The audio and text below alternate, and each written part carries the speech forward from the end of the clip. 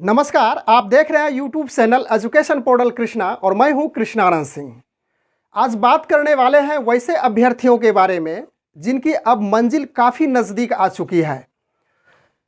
1.25 लाख शिक्षकों की नियोजन प्रक्रिया से बहाली प्रारंभ होने वाली है और जिसकी अधिसूचना 2 पत्र के माध्यम से भी पिछले दिन 23/6/2021 को जारी कर दिया गया है। और वह जो 2 पत्र है उसको भी हम लोग यहाँ पे समझते हैं। जिन नियोजन इकाई में दिव्यांग शिक्षकों का फॉर्म अप्लाई हुआ है और वह उसका अप्लाई डेट था 11/6/2021 और उसकी अंतिम तिथि थी 25/6/2021।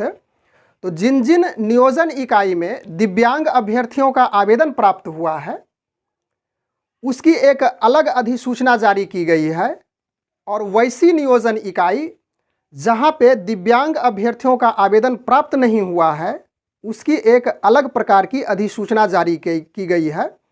और दोनों अधिसूचना में जो काउंसलिंग की प्रक्रिया है उसका डेट भी अलग अलग निर्धारित किया गया है। काउंसलिंग जिन कैंडिडेट का, जिन विद्यार्थियों का हो जाएगा उसके लिए क्या क्या ज़रूरी डॉक्यूमेंट्स है उन सभी पे विशेष रूप से चर्चा करने के लिए उपस्थित है।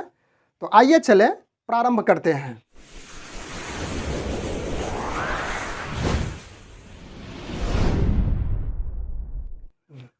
संबंधित इकाई में जो काउंसलिंग की तिथि है किस प्रकार से निर्धारित की गई है, जहां पे आवेदन पड़ा है दिव्यांग का और जहां पे आवेदन नहीं प्राप्त हुआ है, दोनों को यहां पे स्पष्ट रूप से समझने का प्रयास करते हैं।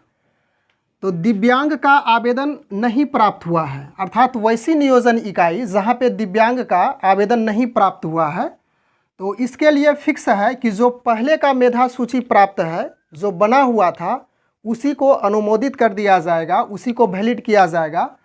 तो इसके लिए नगर निकाय के लिए 5 जुलाई को दिया गया है उसका डेट और स्थान है जिला में, जिला मुख्यालय में होगा। उसके बाद प्रखंड नियोजन इकाई में इसके लिए 7 जुलाई का निर्धारित किया गया है काउंसलिंग के लिए और इसका भी जिला मुख्यालय ही है।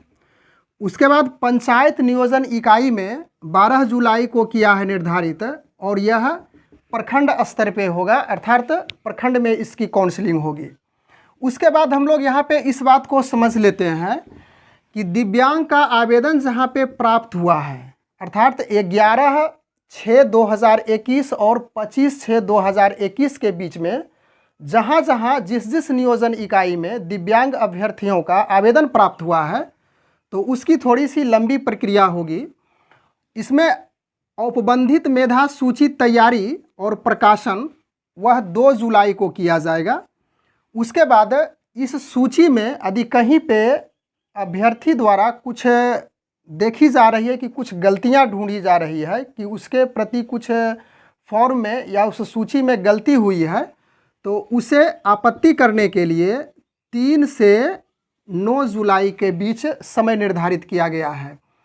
उसके बाद उस आपत्ति का निराकरण, जो मेधा सूची तैयार होगी उसके आपत्ति का निराकरण अर्थात उसका समाधान के लिए यह 12 जुलाई का एक दिन टाइम निर्धारित किया है।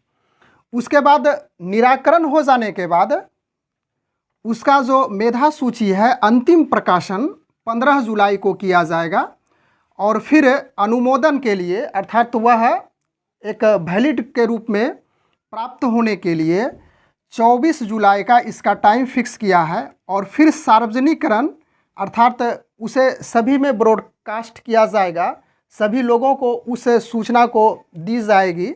तो इसका दिनांक निर्धारित है 27 जुलाई। अब जब यह सब सारी प्रक्रियाएं संपन्न हो जाएगी तो अब यहाँ पे हम लोग आ जाते हैं उसी प्रकार से जिस प्रकार से यहाँ पे देखे थे, जो मतलब काउंसलिंग की प्रक्रिया थी। नगर निकाय के लिए 2 अगस्त निर्धारित किया गया है, प्रखंड के लिए 4 अगस्त है प्रखंड नियोजन इकाई।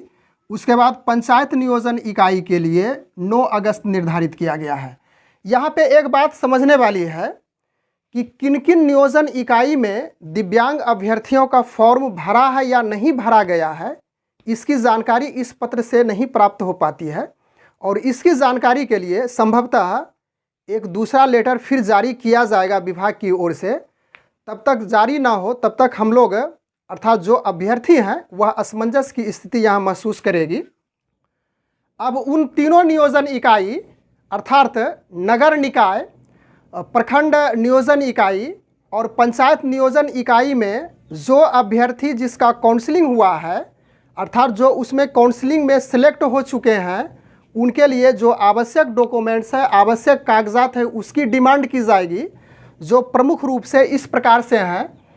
पहला है मूल प्रमाण पत्र, दूसरा में है मैट्रिक का अंक पत्र और आवेदन पत्र अर्थात मैट्रिक का जो मार्कशीट है और जो एडमिट कार्ड है उसे भी वहाँ पे रखना है। उसके बाद तीसरा में है इंटर का मार्कशीट और एडमिट कार्ड, फिर स्नातक का भी मार्कशीट और एडमिट कार्ड लगेगा। उसके बाद जाति प्रमाण पत्र है, तो यह जाति प्रमाण पत्र उन्हीं कैंडिडेट को लगेगा जिसकी काउंसलिंग या तो जिसकी नियुक्ति होने वाली है आरक्षण कोटि के तहत। यदि समान रूप से आपकी काउंसलिंग हुई है तो वहाँ पे जाति प्रमाण पत्र देने की कोई आवश्यकता नहीं है। यदि दे भी देते हैं तो उससे कोई हार्म भी नहीं है और यदि देते हैं तो उससे कोई बेनिफिट भी नहीं मिलने वाला है। इसके बाद छठा नंबर में है आवासीय प्रमाण पत्र, जो कि रेसिडेंशियल सर्टिफिकेट के रूप में जाना जाता है, और प्रशिक्षण अंक पत्र अर्थात ट्रेनिंग करने के उपरांत जो मार्कशीट प्राप्त होता है और जो एडमिट कार्ड है उसे भी उस फाइल में इंक्लूड करना है। और आठवां नंबर में है टेट अंक पत्र एवं प्रवेश पत्र, यानी कि टेट टीचर एलिजिबिलिटी टेस्ट का जो अंक पत्र है, मार्कशीट है और एडमिट कार्ड उसे भी साथ में रखना है। इसके साथ साथ कुछ अन्य डॉक्यूमेंट्स की भी यदि वहाँ आवश्यकता हो तो उस अनुसार से रख सकते हैं। और अन्य में आप यहाँ पे मान के चलिए कि आपका जो फ़ोटो है वह रखना है, उसके साथ साथ और भी कुछ है कागजात जो कि आप समझिए कि यह मेरे लिए महत्वपूर्ण है, तो उसे भी फाइल में रखना है, जो कि वहाँ पे कोई परेशानी का सामना ना उठाना पड़े। और जिस दिन आपकी काउंसलिंग होगी अर्थात सारे डॉक्यूमेंट्स को वहाँ नियोजन इकाई के द्वारा प्राप्त कर लिया जाएगा, तो उस दिन के दूसरे दिन इन सारे डॉक्यूमेंट्स को स्थापना को अर्थात जो डीओ का कार्यालय है वहाँ पे भेजा जाएगा और आपके सारे डॉक्यूमेंट्स को जो उस कार्यालय का वेब पोर्टल है उस वेबसाइट पे अपलोड किया जाएगा। और अपलोड होने के बाद वह सारे डॉक्यूमेंट्स का वेरिफिकेशन होगा कि वास्तविक रूप में यह सत्य है या तो कहीं किसी अवैध रूप से इस सर्टिफिकेट को लाया गया है।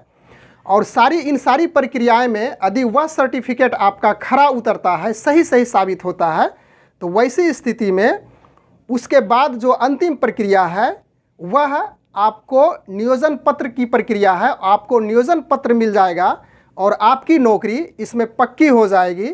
और निश्चित रूप से जब पक्की हो जाएगी नौकरी तो आप कमेंट के माध्यम से हमें मिठाई जो लड्डू होता है शुभ चीज़, उसे ज़रूर आप भेजिएगा। Thanks for watching, good bye.